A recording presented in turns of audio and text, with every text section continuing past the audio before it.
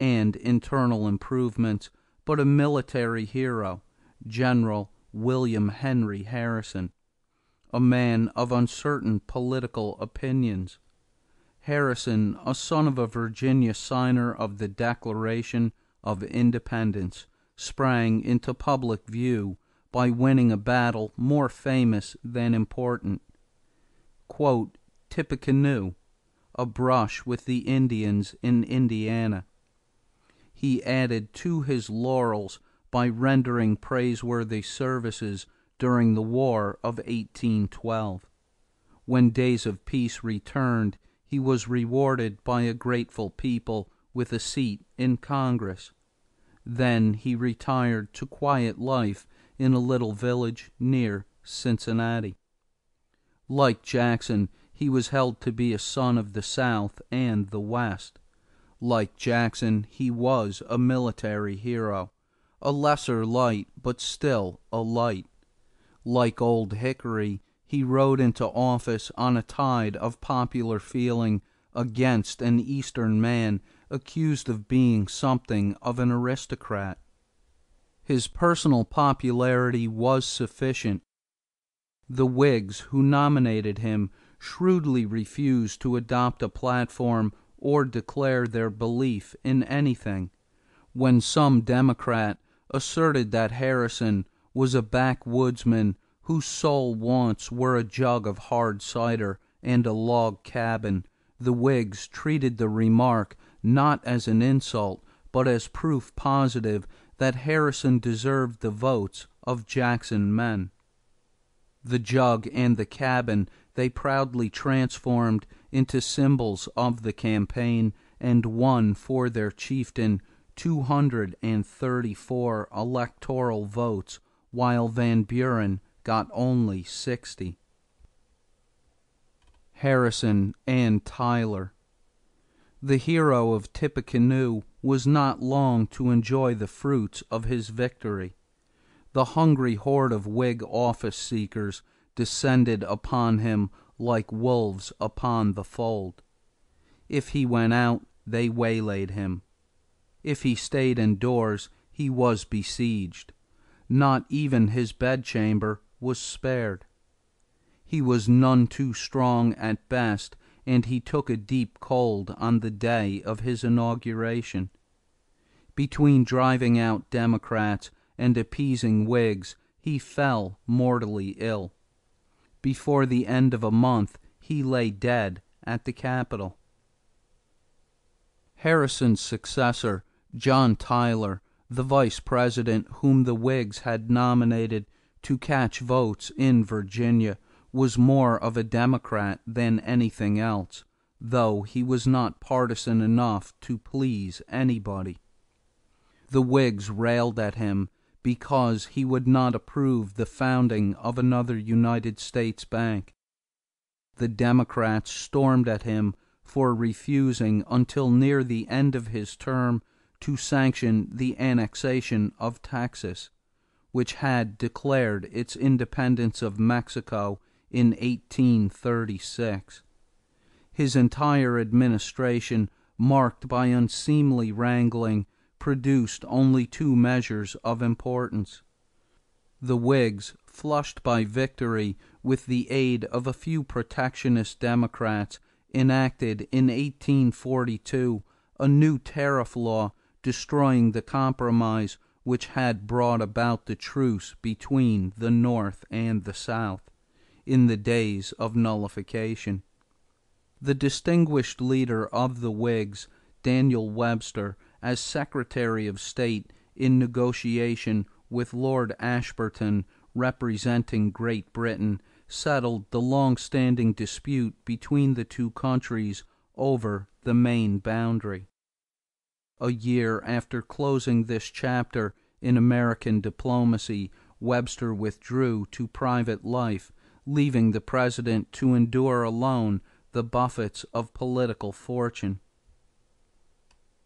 To the end, the Whigs regarded Tyler as a traitor to their cause, but the judgment of history is that it was a case of the biter bitten. They had nominated him for the vice presidency as a man of views acceptable to Southern Democrats in order to catch their votes, little reckoning with the chances of his becoming president. Tyler had not deceived them, and thoroughly soured, he left the White House in 1845, not to appear in public life again until the days of secession, when he espoused the Southern Confederacy. Jacksonian democracy, with new leadership, serving a new cause, slavery, was returned to power under James K. Polk, a friend of the general from Tennessee. A few grains of sand were to run through the hourglass before the Whig Party was to be broken and scattered, as the Federalists had been more than a generation before.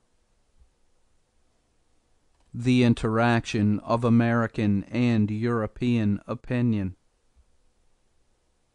Democracy in England and France.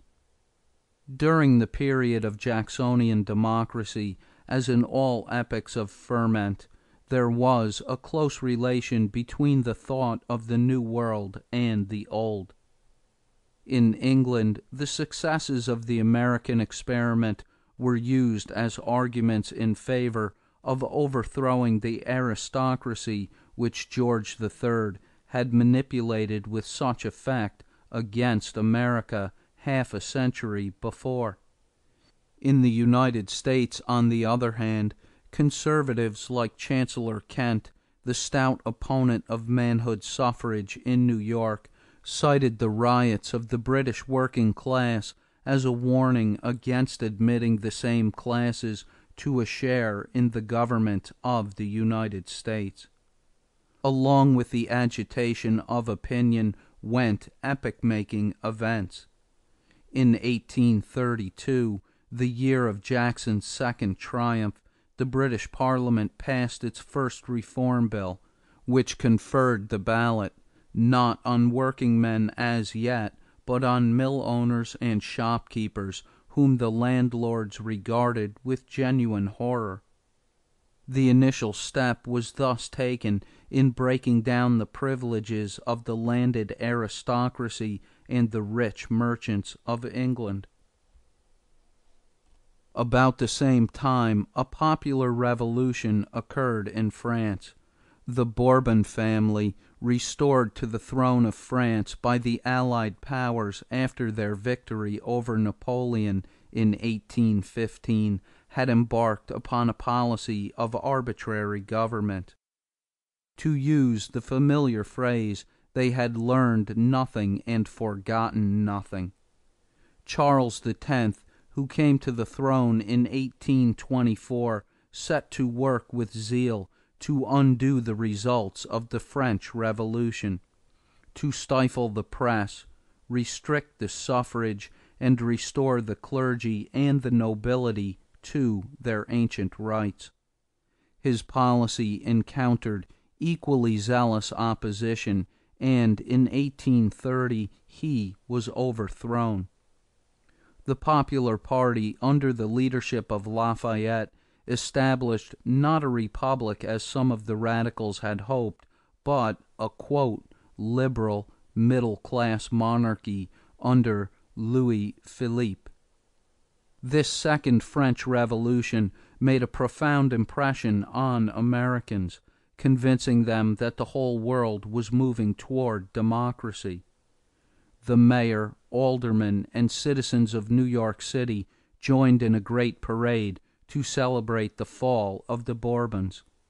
Mingled with cheers from the new order in France were hurrahs for, quote, the people's own Andrew Jackson, the hero of New Orleans and the President of the United States, end quote. European interest in America. To the older and more settled Europeans, the democratic experiment in America was either a menace or an inspiration. Conservatives viewed it with anxiety, liberals with optimism. far-sighted leaders could see that the tide of democracy was rising